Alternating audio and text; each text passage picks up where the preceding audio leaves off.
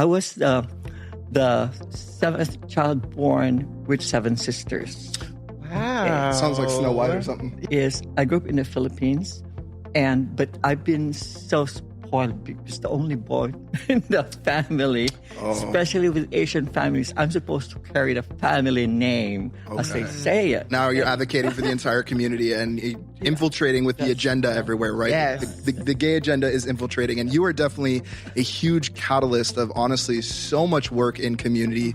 All of a sudden, when he was on the microphone saying this thing, a lady in front dressed in black veil stood up and said, with a piece of paper, said, "You don't know what the fuck you're talking about. He is a boy. I have here his birth certificate. He's a boy." This is the Transparency Podcast Show. Hey, y'all. Welcome to the Transparency Podcast. My name is Shane Ivan Nash, and I'm here with Blossom C. Brown. And if you don't know who she is, make sure to Google her. Ooh, yes. Right? Hey. And I have another icon. Yes, icon after icon after icon on these episodes. Karina Samala, a.k.a. Mother Karina. Our mother. Oh, thank you so much, both of you. Welcome. We're probably going to argue over you Yes, during pretty this much. whole We're going to fight interview. for you. That's okay. You're both mine. Oh my gosh, I love this already. So, Mother, first of all, I see you've already brought a lot of notes for the tea. So, where are we going today?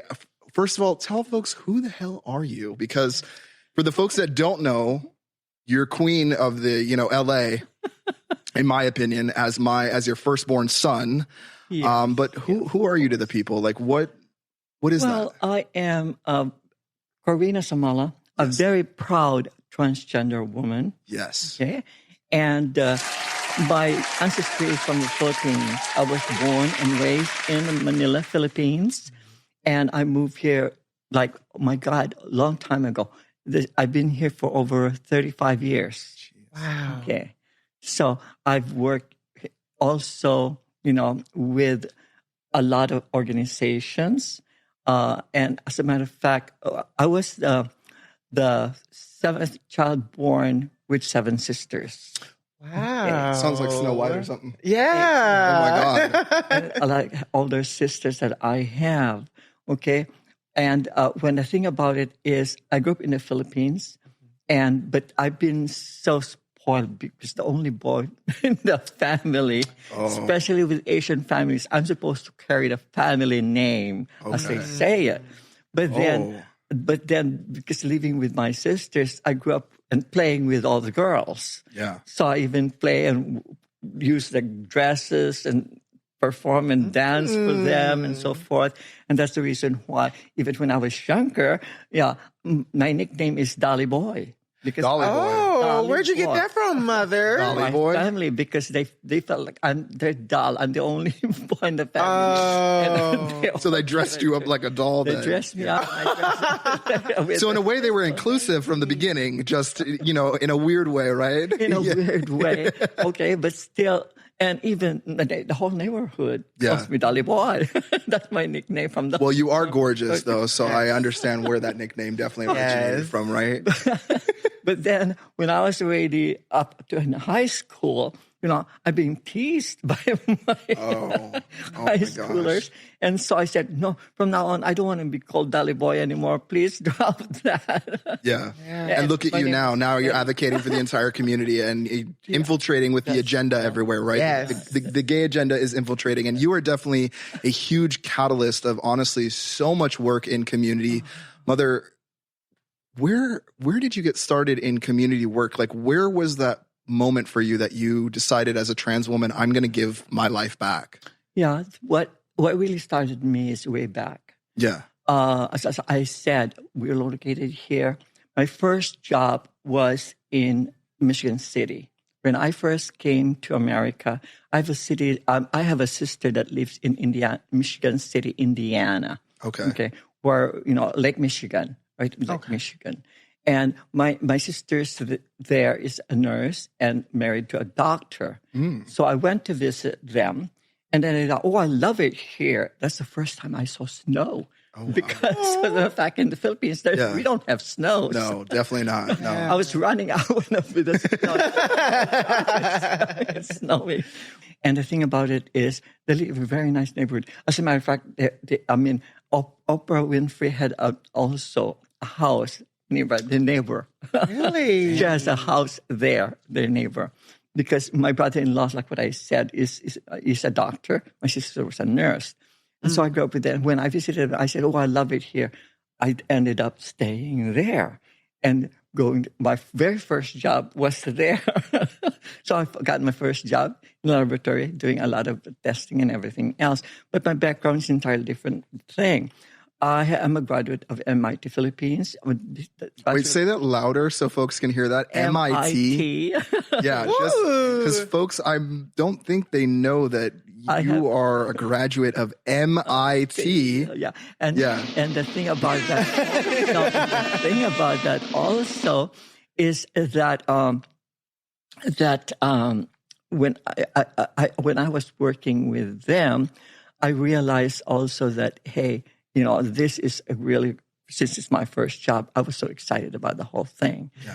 But then we had some problems with because my degree is chemical engineering. Okay. Wow. So that's what my degree is. And so I said, I don't want to work in a laboratory because we were in a laboratory at that time. So I said, okay. And then when we got when there was a problem with the company and it shut down. So I was laid off. At first, it was okay. So then when the time comes, I was laid off, I left. And I said, I'm going to go to California. Since all my relatives are in California, I only had one sister in Michigan City. I'm going to go back to California. So I went to California. When I got to California, they said they're calling me back. I said, we're starting up again. I said, I did not work in California at that time because I was just enjoying my, because I'm living your best life. Okay. So I said, having a good time. When they were calling me, I said, no, I don't want to go back anymore. So I said, I'm just going to look for a job here. Wow. The job that I got here was also Lee Rennell, dealing with fasteners and stuff like that in a laboratory. And then with that, Northrop Grumman also is one of the ones that they recruited me and said, we would like to have you work with us. Northrop Grumman is an aerospace company that I worked with. And so like Lockheed Martin to a degree? Yeah. Okay. They work on the stealth bomber and the satellites and the missiles. Wow. Damn. And they send me to school to learn all those things. Wow. So, and you were transitioned then, right? Not yet at the time when I was working with them. And because of the work that I do, I have to have a top security clearance. And every time, because we update our clearance every time, that's one of the questions, because we didn't have the rights, trans rights and all LGBT rights that we have now at the time. Okay? So with that said, it was like mid-80s up to mid-90s, because I worked there for 14 years as a senior. When I left them, I was a senior engineer. Oh, wow. I left them. Making a Louis. Honey, you are a boss. Yeah. Mother Karina, you are a whole boss in these streets. Yeah, no, she was telling me about like this gunshot detector radar or something that she We work with that. Yeah. I work with those things. Yeah. Oh, honey, that's a... But what? Right? Yeah. And that's just what you've done in your professional career in that aspect. We haven't even got into activism yet. Yeah. Okay, with that said, then I kind of realized, because one of the questions that I asked when I applied, for my security clearance, one of the questions that they ask is, are you a homosexual? The word gay and also not homosexual. A homosexual. One of the questions that they asked. And a homosexual. Kind of, and I said, I have to lie all the time because otherwise they won't give me, I'd be fired. You wouldn't get clearance, right? I wouldn't get my clearance of the work that I do, I'd get fired. And that's This episode is brought to you by Kitcaster. Kitcaster books you on top podcasts. How do funded startup founders attract prospects and talent? Podcast interviews. How do entrepreneurs with exits find new deals? Podcast interviews. How do C-suite execs differentiate in crowded markets? Podcast interviews. Kitcaster books you on top podcasts. Click the link in the show notes for a special offer. Celebrate good conversation. Such the reality of trans people in general. And that's hearing the reason, this, I was so very tentative on a lot of things. But the thing about that is one that I consider also is at the time when I was transitioning, I selected because I worked in Anaheim. I started in Anaheim. They moved me to El Segundo, where the airplanes are, and also the location. We work in we call what you call this one now. The black hole. I call it the black hole. We don't even have windows. It was Oh my God! It's like an airplane hangar. Oh no! Where we have a lot of testings and a lot of the work that we do, and we have to have special to get in and out of those areas. Oh my gosh! So like it's like, did you see aliens? Yeah, it's just, you did. No. Oh my God! She saw aliens. It's what do they look like? Very, very, very strict. They are very. Well, I mean, they have to. It's a security thing when they're doing research. Yeah, it's very security thing because of the work that we do. But that's why I said when they asked for are you homosexual? I had to lie and say because clearly we know that's a lie, girl. But then, see the thing about it also. When I was working with them, I used to live in Long Beach. Yeah. Okay, and so with that said, and I would go to our locations. With that said, I got involved with the Imperial Court system. That's how I became Karina. The Imperial Court system. With that, the Imperial Court is a nonprofit 501c3 organization, and they help the community. They don't get paid for anything. Everything that do relates to the community and helping the community at the time. So I said, okay, with that said, I got involved with them. And so and the first bar that I went to is in Long Beach. One of the gay bars in Long Beach. Which one was it? Oh God, Ripples. Ripples? It used to be Ripples. I think I remember Ripples, yeah. Way back. Yeah. Okay. So Ripples. So with that said, I went there and stuff like that, and the Imperial Court had a pageant called the King and Queen of the Closet Ball, and the first prize is a round trip ticket to Hawaii because the Imperial Court has over 70 chapters. It's a 3-nation organization. We have, I think, 15 in Canada.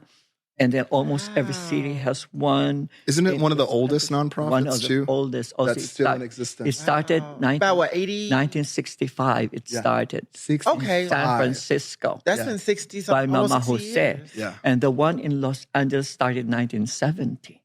Okay. So with that said, I got involved with them. Come on, enter the pageant. Come on, enter. So I said, I'm going to. Well, wait, is that where you got me to enter the pageant? Is that where the energy came from, Mother? I'm seeing the influence. Yes. So I entered the pageant. First, the pageant that's why it's called Closet Ball.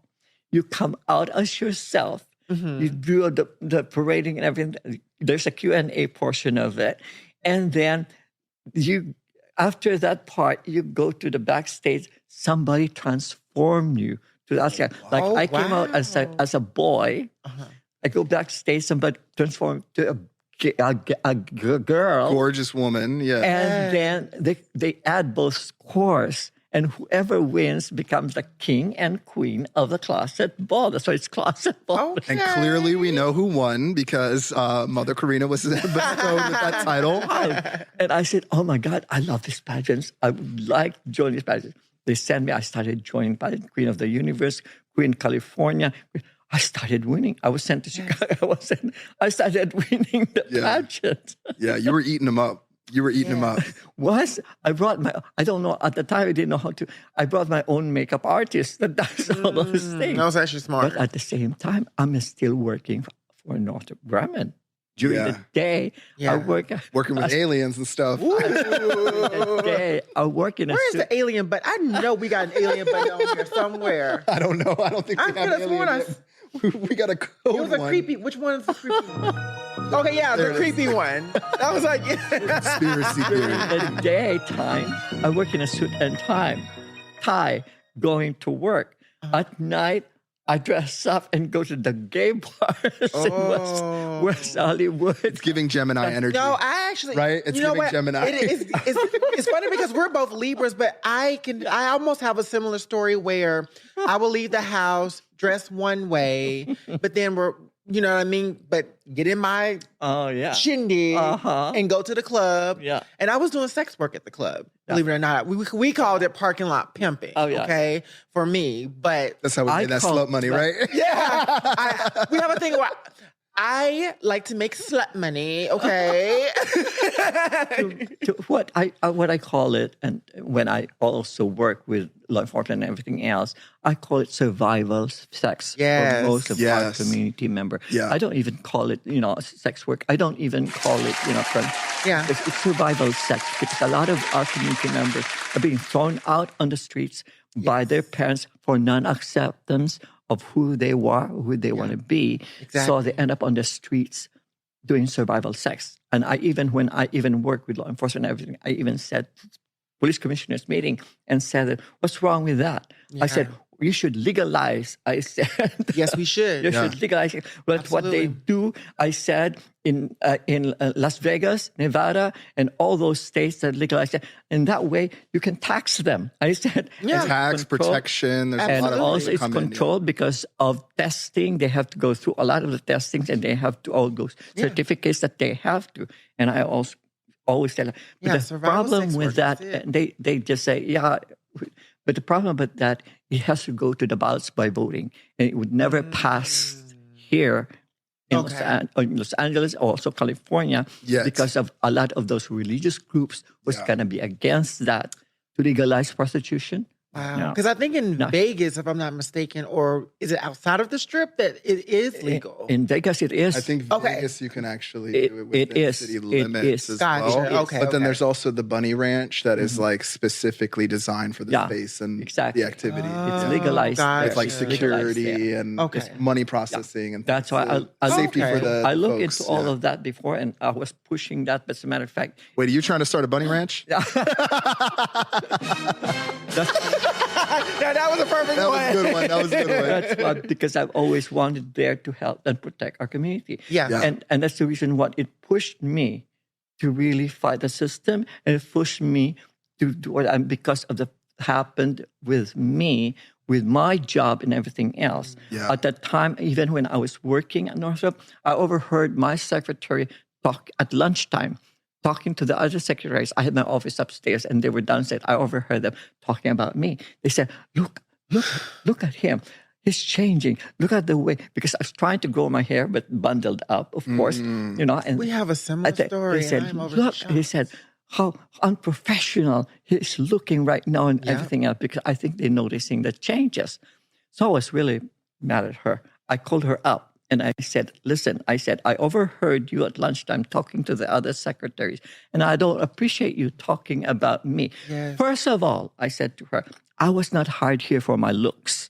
I said to her, I was hired here for what I have in here. I said, and I was sent to school for that. I said to you, and you don't even have any proof at all. They were just talking and stuff like that. You don't have any proof. You have it, because if they have proof, I would have been busted out. Okay, you don't even have any proof. I said, and she was a little bit chubby and fat. Oh, mother. So I said to her, if I tell them, I said that you're fat, I said, they have to believe me because I have my proof. Mother. I needed to. Why did you add that extra one on there? I needed it. But you know, Mother, I'm glad that you're saying this, because survival sex work is very, very important. And I see my story a lot in you. For me, it was the parking lot pimping or whatnot, but I went through the education system as a way of surviving or whatnot. But they don't tell you that I almost got shot. I got robbed. I got maced in the face. The girls were competing against each other for dates. Like that was a lot of our reality back then. And I have a lot of stories like that. yeah. Guy even put a knife on me. The other one is a gun on me. Yeah. And I talked them out of it.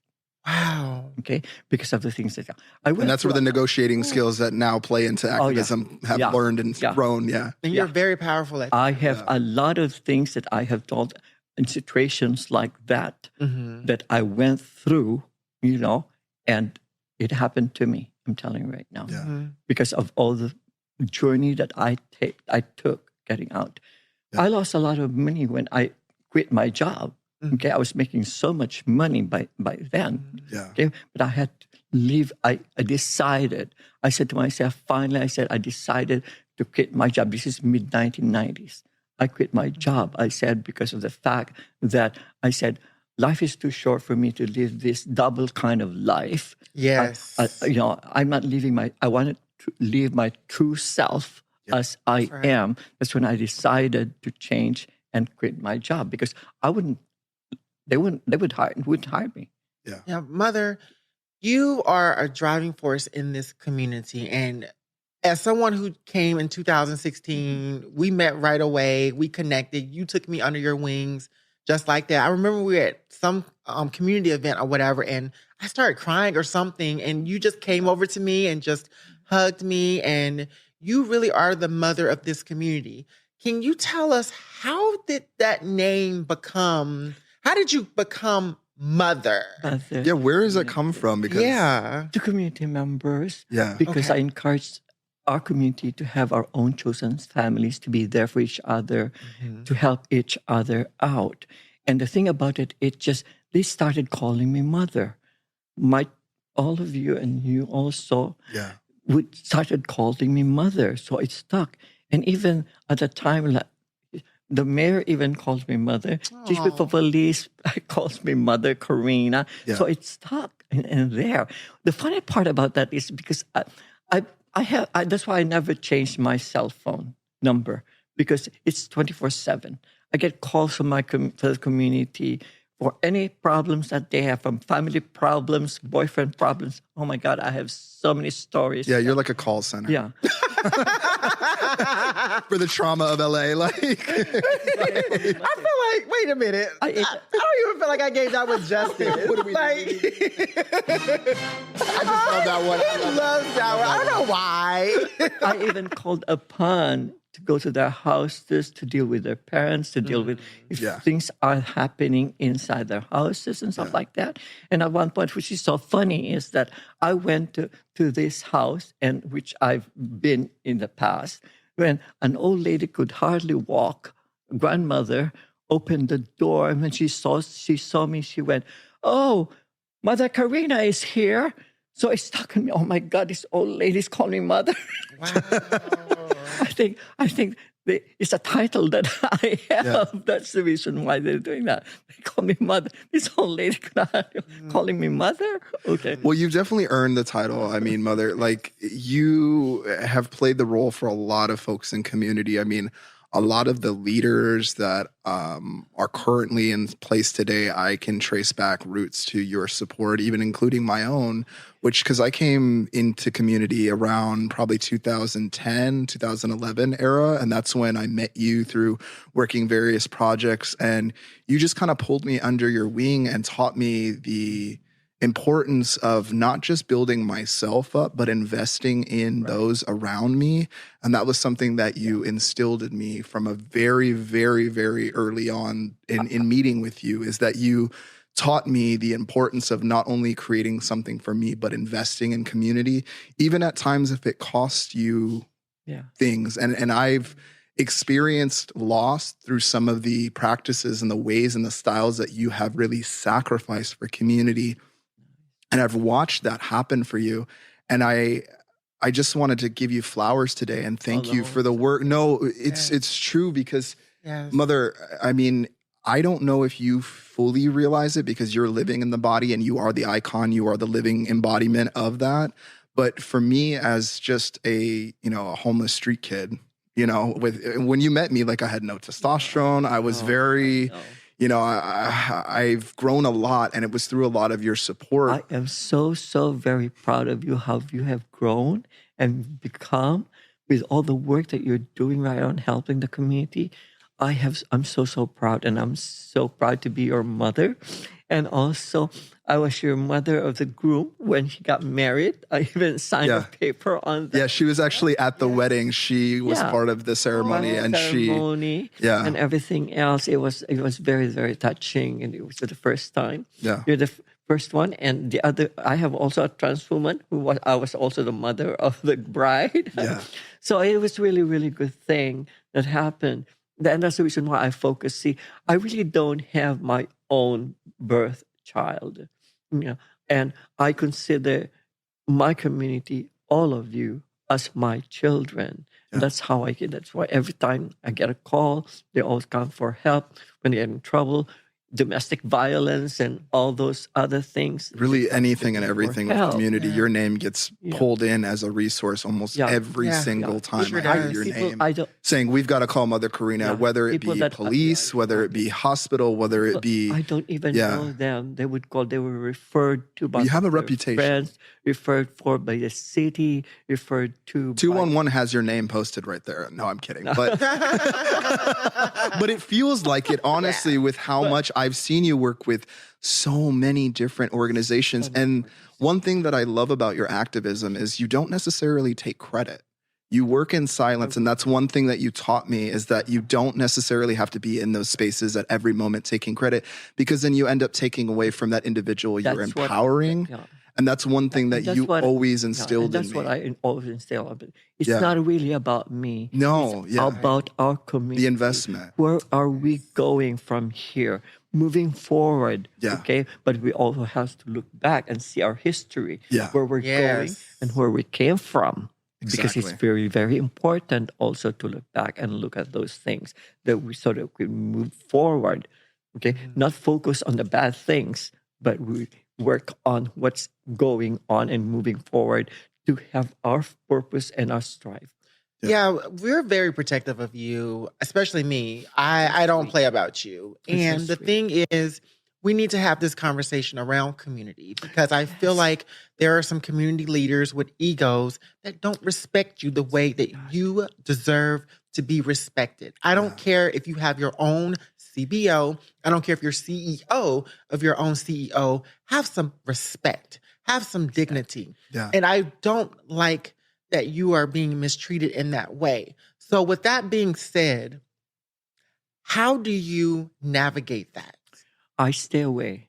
I wait from those kind of people. Stay away. Denied. How you are, you know who you are. Yes. And you don't need to be distracted with that. There's still a lot of drama, I call it. Community. We call it tea, Mother. Is there any tea available? Is the tea hot? Exactly. Do you need a sip of the drama. And even when I was even starting, because I had to work with law enforcement because of the things that we were doing. Because I fought with them, really, especially. I hated the especially. Girl, same. Remember, it's hard to be in the room when you're also fighting with them. It's especially with those officers that are, what do we call this one now? Oh, God, I'm forgetting the word. Now, they don't have uniforms. They just go in the streets. Undercover? Undercover. Okay. Yeah. Undercover. Thank you, Solomon. Thanks, Solomon. Shout out to the producer. I hate those undercover agents. That's the reason why I got involved with the cops, because of that. Okay. So I guess my question to add on to that is, what do you say to community members who fear the cops? And when they see you working with cops, like, what is that conversation been like for you? Oh, it happened in the past also. Okay.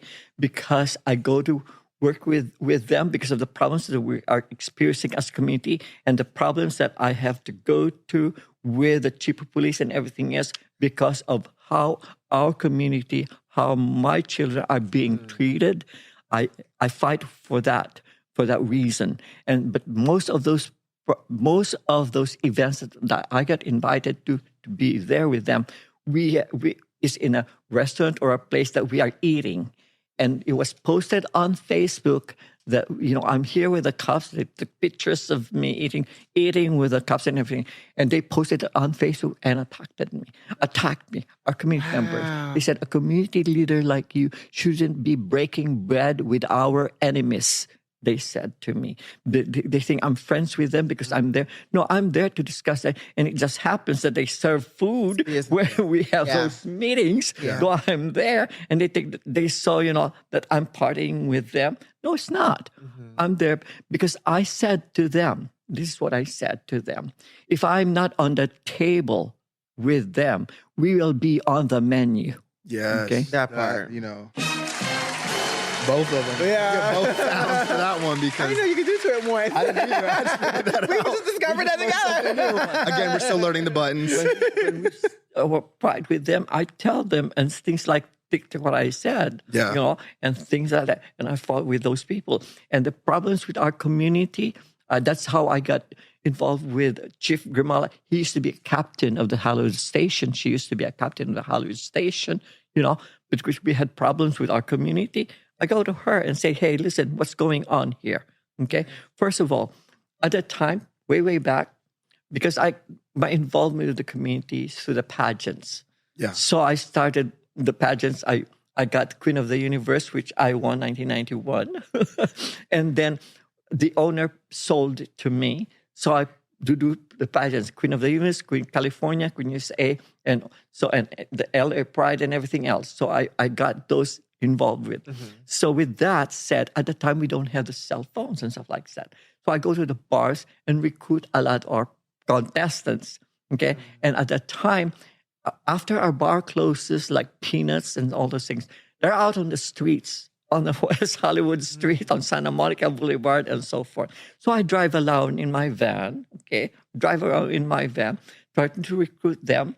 And then when I drive, a lot of them gather all throughout my van, all the girls, asking, money, I need help on this. I need money for this, especially on their medication. At that time, they buy their medications out on the streets, and they got a lot of complications and sicknesses because of the medication that you don't know where it comes from. Right. Okay? And also whatever drugs that they're taking, okay? So they buy on the streets. So they come to me for help with that. And then the undercover, that's why I said I hated them. They thought I am pimping these girls, okay? That I'm the mother of and pimping these girls. And so they even would roll down your window. I never got out of my car. They would throw money at me and say, I want to meet that girl. I want to meet that girl. Because they call me mother and they're all coming to me. So I think, oh no. I was even labeled as the mother of all the prostitutes. I go to our local bar. Well, introducing the mother of all prostitutes. Welcome. I was trying not to laugh at that, to be quite honest with you. I was really trying my best not to laugh at that, but I was like, oh my God. I don't go to the bars anymore, but when I go to the bars, when they have problems with whatever problems that they have, the owners or whoever is, would get called upon and asked. They said, we need you to help us with this, so with our community, since they call me the mother of the community. Yeah. Okay. And then I got this to our local bar. The guys who are there saw me and they said, announced me, there she is, the mother of all the prostitutes. Can you believe that? So I would look at them like this. Yeah, I said, that's why you're all here. You're all tranny chasers. That's why.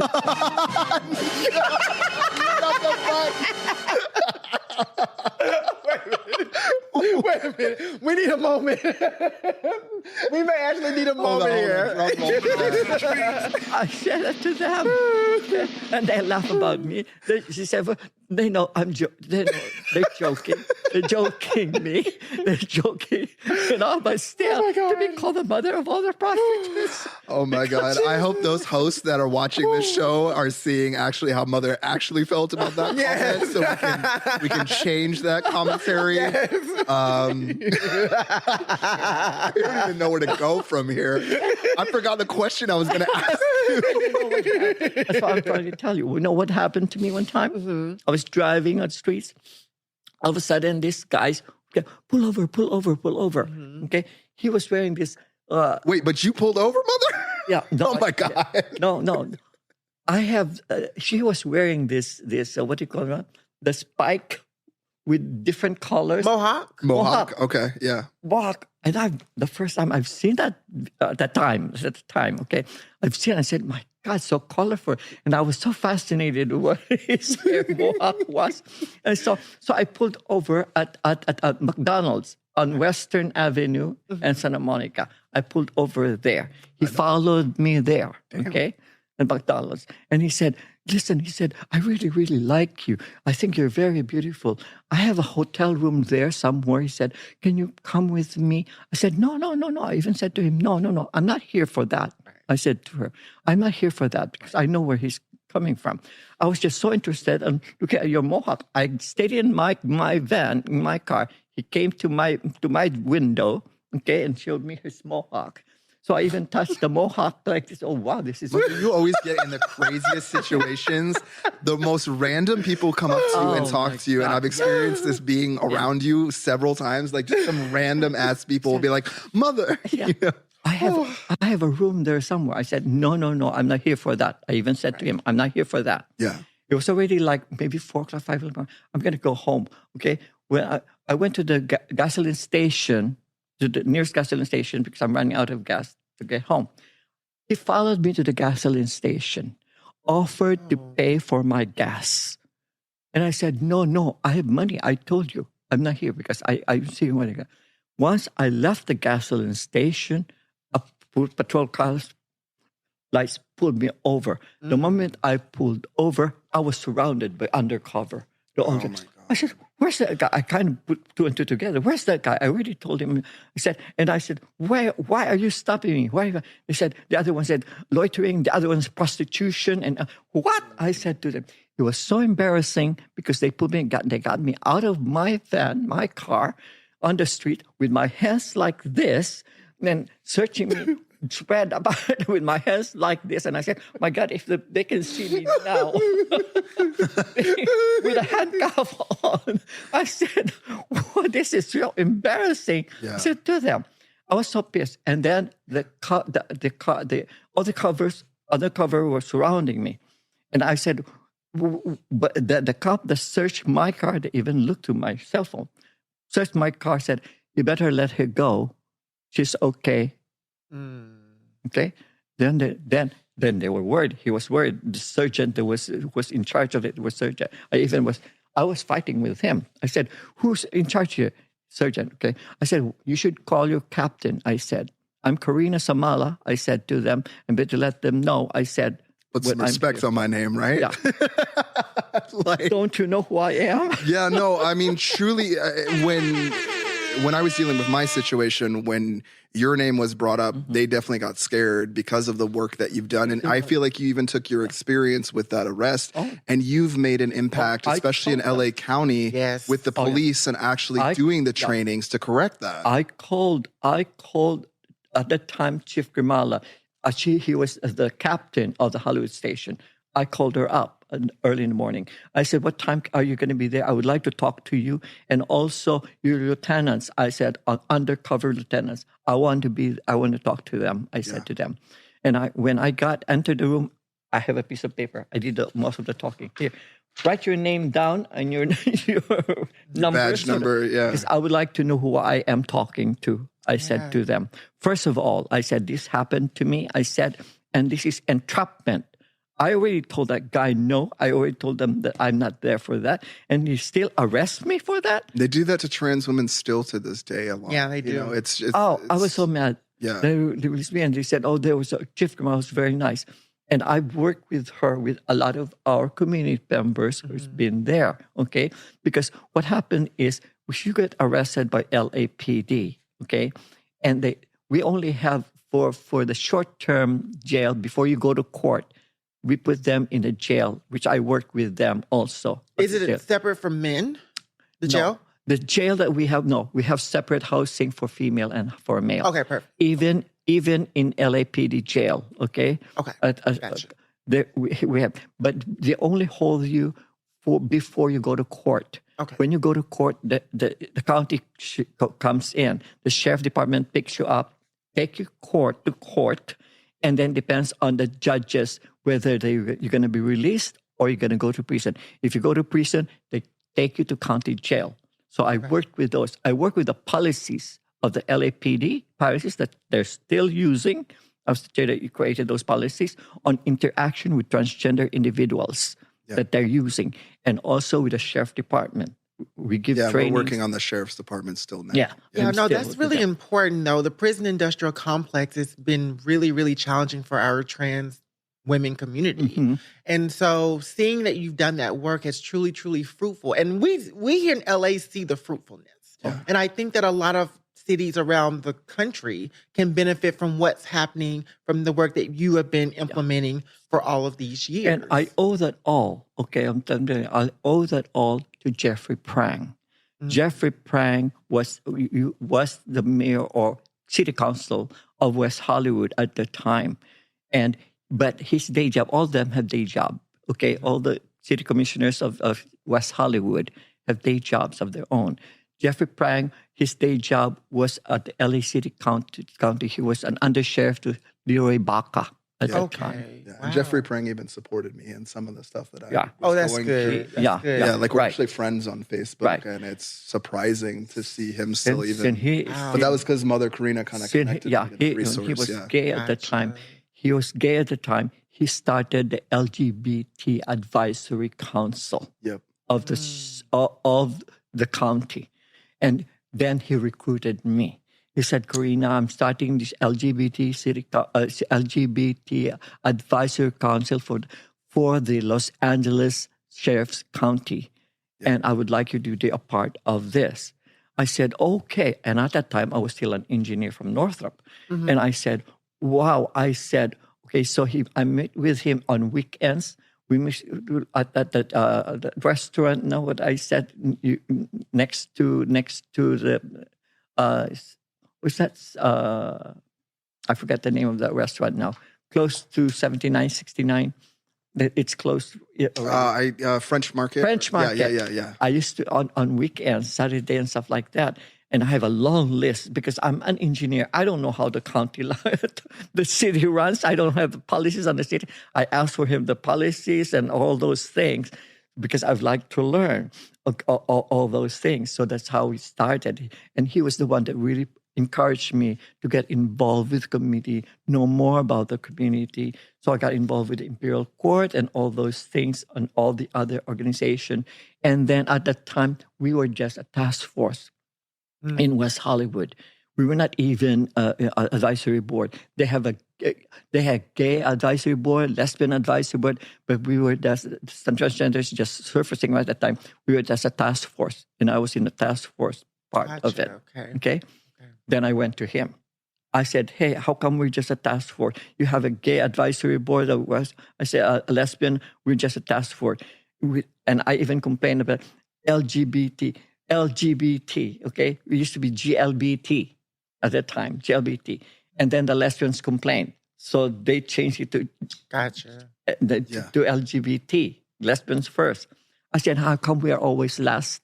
I said, the buy is even before, our marketing is showing that we're last. I said, why is that? Exactly. Something's wrong with that. I said to them, I complained about that. And then I said, what does it take for us to become an advisory board? How come we're just a task force? I complained to them. They changed. I said, oh, yes. I said, that's good. He went to the city and started our LGBT, trans advisory board. That we are all actually on as... She's the chair and I am the vice chair. No, but we started 2009. It started 2009. Yeah. And then the one in West... That's been 15 years. Yeah. And the one in Los Angeles, we were also just a task force with the Human Relations Commission, okay? And we worked for that for over like almost 8 years as a task force. Then I went to the mayor's office again. And I said, hey, we want to be an advisory board too. So I changed that. We started the one in Los Angeles 2016. And guess what? 2017, Minneapolis, Minnesota was the third in the whole country. I got interviewed by the... So you started the first two, Yes. correct? So you started the one in West Hollywood Yeah. and also the one in LA. in LA. Yeah. Yeah, and I stayed there because I want to make sure that we're doing the right You're a thing. legend. Yeah. And you need your flowers. People need to hear the backstory of this community in LA and how prominent you are. Tell me, Mother Karina, what And would you like? Let me add, okay. to that, Minneapolis. I got called by them. I got interviewed by the Tribune that they have there when they started 2017. Gotcha. What's really thing about that is we only have 3 in the whole USA.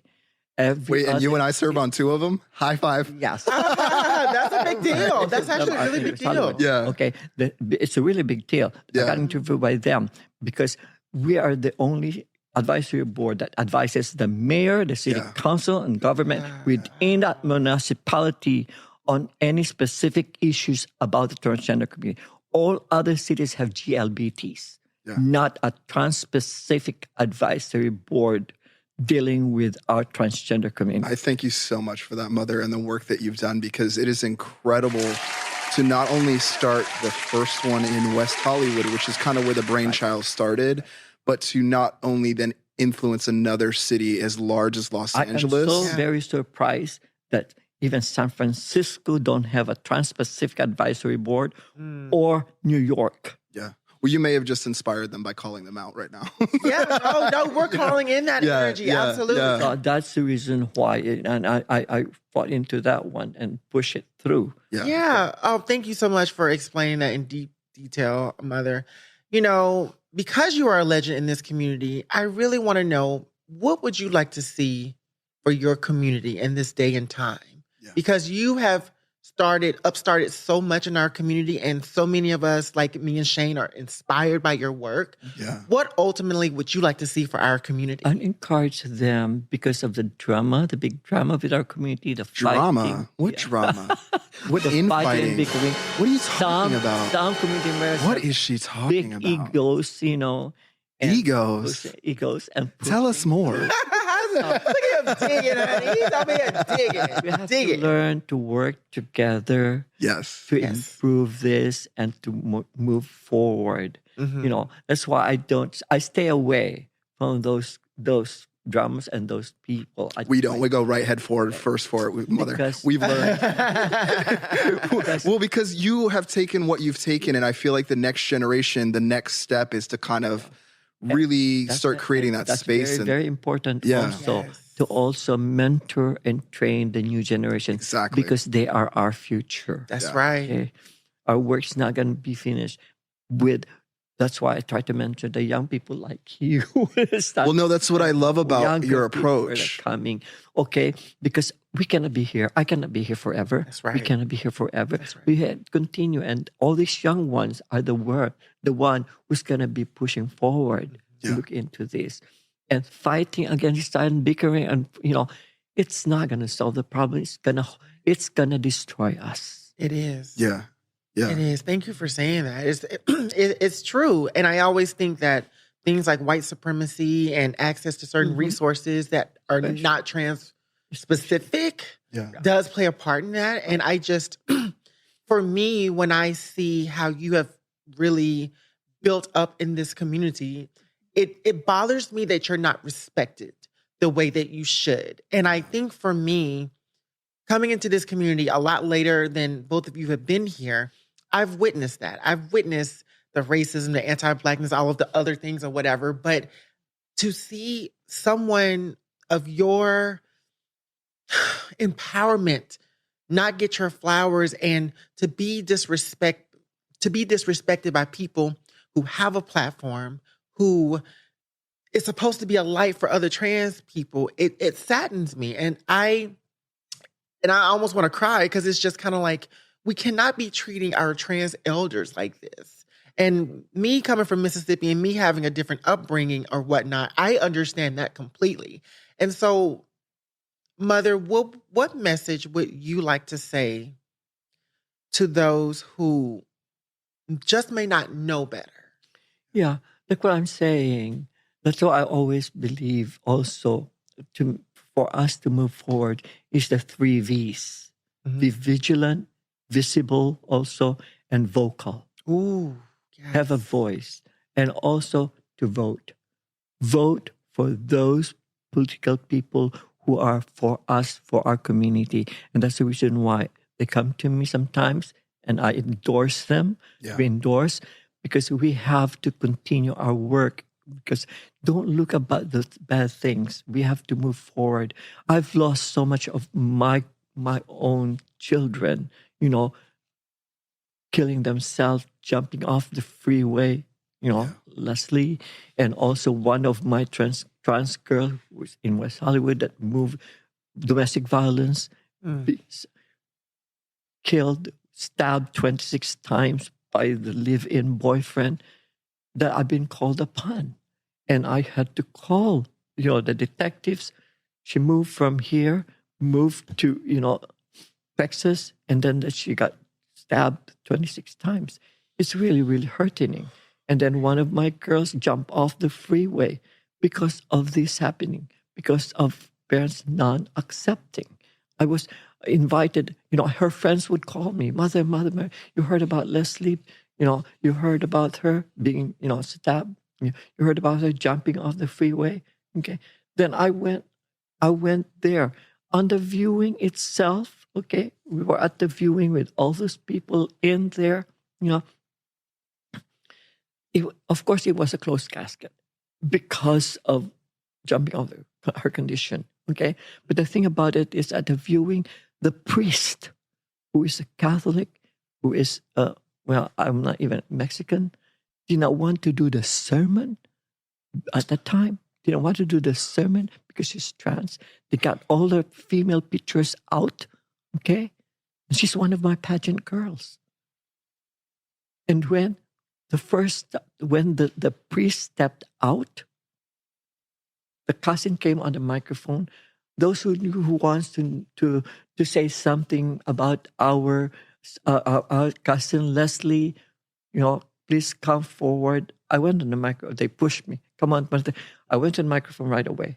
First thing I said is, I am Karina Samala. I'm a proud transgender woman, and we love, and Leslie is part of our community. We love and miss her dearly. That's all I said. The boyfriend went on the microphone. He charged the family. That's why this has happened. Look at this. How you here. Because she borrowed the boyfriend's car, went out on the 105, 405 freeway at 1 o'clock in the afternoon and jumped off the freeway and killed herself. This is going on. And you know what happened? All of a sudden, when he was on the microphone saying this thing, a lady in front dressed in a black veil stood up and said, with a piece of paper, said, you don't know what the fuck you're talking about. He is a boy.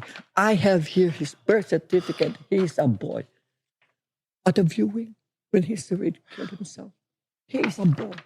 You know what they did? They got us all out, the establishment got, because they were fighting already. When we got out, the boyfriend came up to me and tried to apologize. I said, no, you don't have to apologize.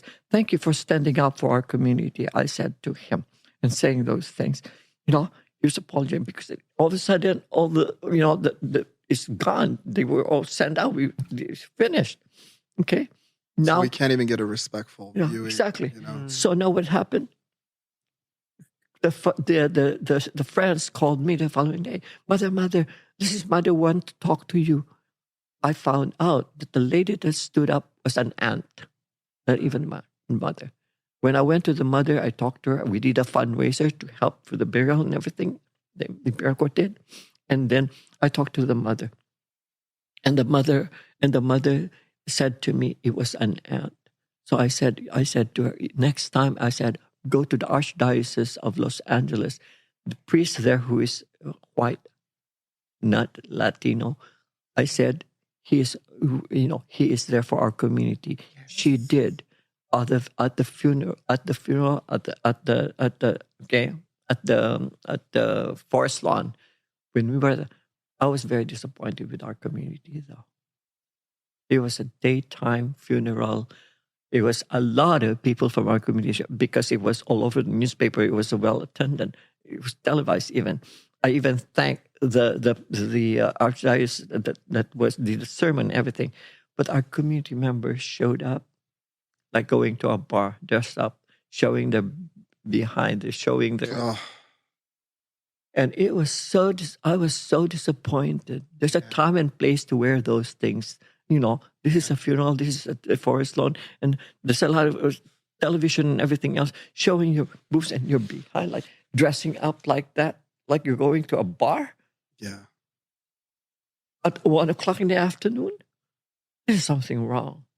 But I just didn't even want to because I don't want the fight and the drama again with our community members. Yeah. But I was very disappointed. Okay. But this thing happened. Okay. And that's how I learned also to deal with this, with the law enforcement. Because we give trainings. I even invited you to go trainings if you want to, with both the Sheriff Department and LAP. Yeah, I've done a few. I mean, Mother, that's one thing that I kind of relate with you is because some of the things that I've done where I've worked with the sheriffs themselves, it can look a certain way to community as if I'm supporting them. But in reality, I'm going in there practically telling them they're assholes the whole time and creating policy and narratives. And you inspired me to actually still there. do that, And the thing about it is I'm so glad that it's starting again. I would like to invite you. Yeah. Also, it's starting again because I was very concerned because it's good that we have a new chief of police now, the sheriff department is very much there for us also. I already asked them. I would like to make sure that the policies are still there, still in effect. And I'd like to also visit our county jail. In the past, I'd even gave me a badge and everything because I usually go there. In Los Angeles, we have our county jail where we have a segment, K6, GK11 area, okay, that we put our depending on their genitalias, okay, they go to county jail. Yeah. If they still have, even if they have all this, and if they still have the male organ, they go to the men's county jail, and they have a facility there to put them all together to protect them from general population. Okay, and we have a questionnaire there. I even work with those questionnaires that they're using, so to make sure that they're really there for that reason. Because you were part of the process of some of the intake and changing and what that looks like, and actually creating a space. Exactly. See, and again, this is another pillar of a huge thing you've done for community that I'm just not sure if many folks actually know some of the work you've done when it comes to creating influence within politics. I mean, I now have politicians asking me to endorse them because of the work that I've done through the mentorship.